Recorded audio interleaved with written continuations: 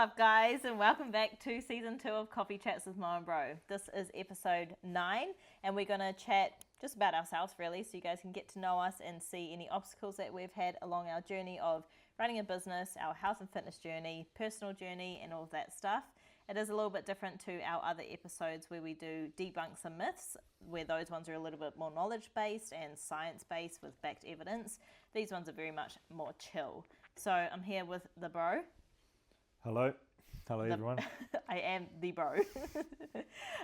We will get into it, and you guys can just listen to us. This one's a little bit, and I don't want the question to be very, it doesn't have to be around health and fitness, but what is a setback that you've had in your life, and how have you overcome it?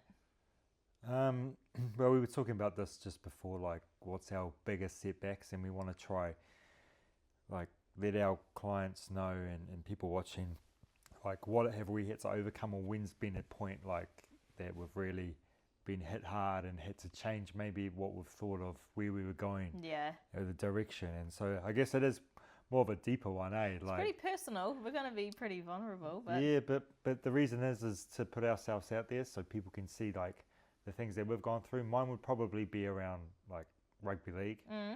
What happened? Probably I was captain of the Warriors development team when I was 17 into turning 18, and then pretty much just captain that side, played the first 2 games against other rep teams, and then in the second game I got tackled, rolled into my shoulder, pretty much did my AC joint, which took me out of the last trial, which would then have been to try and make the Warriors 20s team at the time. And that year, it was the year the Warriors, the actual team, reserve grade, and the 20s all made the grand final. So it was a pretty gun year to be part of the Warriors system, and just going there and seeing all the players and everything, and just being part of that professional system was cool. But then with that injury, and also it meant I didn't get selected for the next round. And it wasn't just the injury. Maybe I didn't play as good as I thought I could have, but for whatever reason I didn't make the next kind of round, and that was sort of my dream. And for probably a lot of people out where we're from, you really only have one goal in life, which I think this leads on to something a bit different. But a lot of dudes out west or even South Auckland who play league, your one dream or goal is to play for the All Blacks or play NRL, and we don't really have any other goals outside of that. And so that was all I had been taught, through our family, diehard league fans and stuff. It's just try crack NRL. So the minute at 18, 19, when I realised this very well might not happen now, it was shit, what do I do next? You're left without any goals, any plan. And in all honesty, I see it with some of the dudes I work with who have been top sportsmen in the past, who then fall out of, you just can't carry on. You've only got a short career as a sportsman, 10 years. And then they lose themselves. Because what do you do now when the one thing that you're focused on has been taken away from you? And so I think what I then had to then do is try to refine my purpose, or what am I really meant to be doing. And that's a hard thing for a lot of dudes to come to terms with. But then I found it through what I do now. And so that kind of gave it all back. And I went to university, and I only went to uni to kick a ball around. That's the only reason. And it's not what you did, is it? No, we just learned about the human physiology and all that shit. But then I started to learn about the body and the importance of being healthy, and then I moved on to being a personal trainer and helping people there. I could see how cool it was helping them. So that was something that kind of reignited the spark again. Beautiful. And it all started from just kind of focusing on myself once again. Realizing okay, I need to pick myself back up. You've got 2 options: mope around and be upset and hate the world and be depressed, or just say, you know what, that was that's going to define me for my next chapter. And so I might try and make a comeback soon. Maybe not. You're a bit older now, so it might be even worse injuries. Thanks for sharing, bro. Well, this is what we're in, to try help our our viewers Yeah. see what we've had to go through, obstacles, because life isn't always perfect. Yeah. And I'm sure you've got your own Kind battles. of similar to you. Like, God, we sound like two injured people over here, the motion siblings injuries.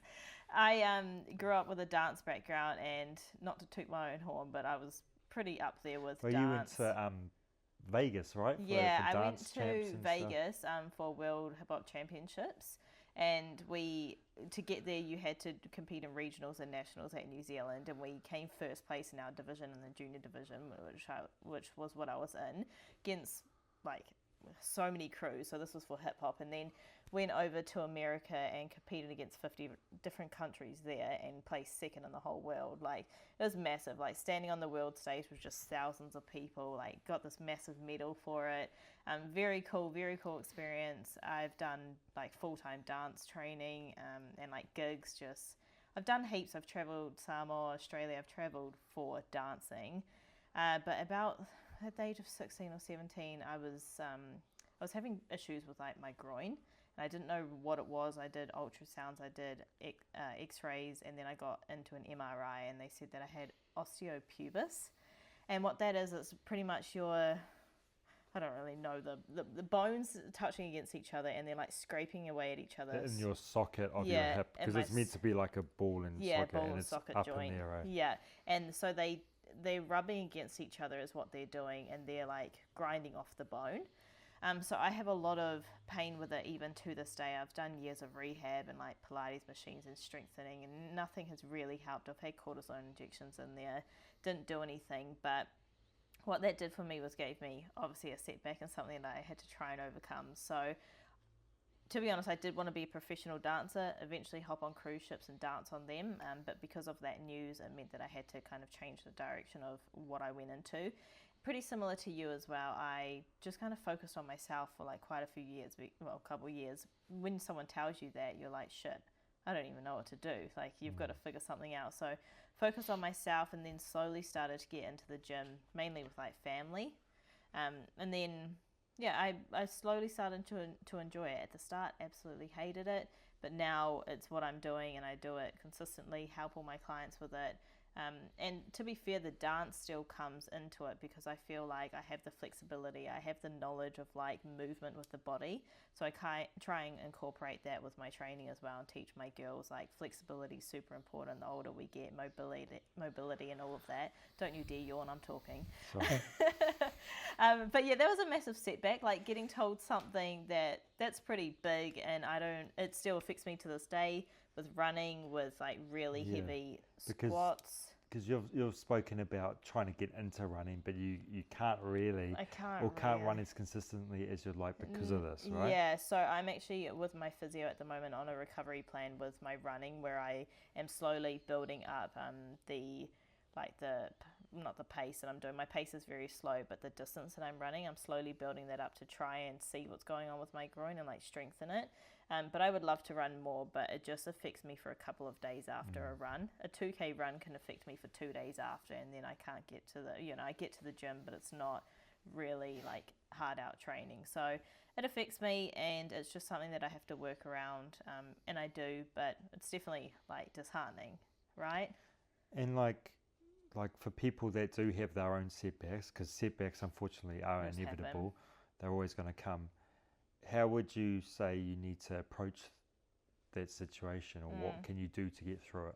I just like to remind people, especially my girls that I work with, it's just like some things are out of your control. So control the things that you can control and that are in your control. So if something sets you back, reassess the situation and say, hey, what can I actually do?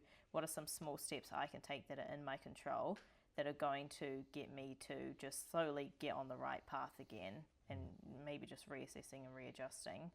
What about you? Might be a bit different.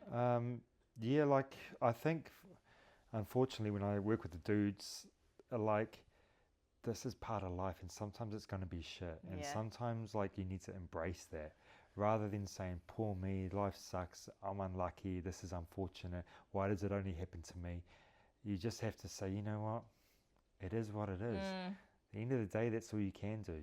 All you can do in life is push through and try your best, and yeah, like what other options do you have? We're all dealt shitty cards. Yeah. I like to say, like, if we all put our problems, if we're sitting in a circle, into a bucket, at the end of the day, you'd probably always want to take your own problems back. You know, most of the time, obviously, there's some extended cases, but Well, like, you know, someone who might have a terminal illness gets told they've got 3 months to live. yeah, You know, like these is different situations that are tough to encounter. Like our Nana at the moment, she is going through a lot, and yeah.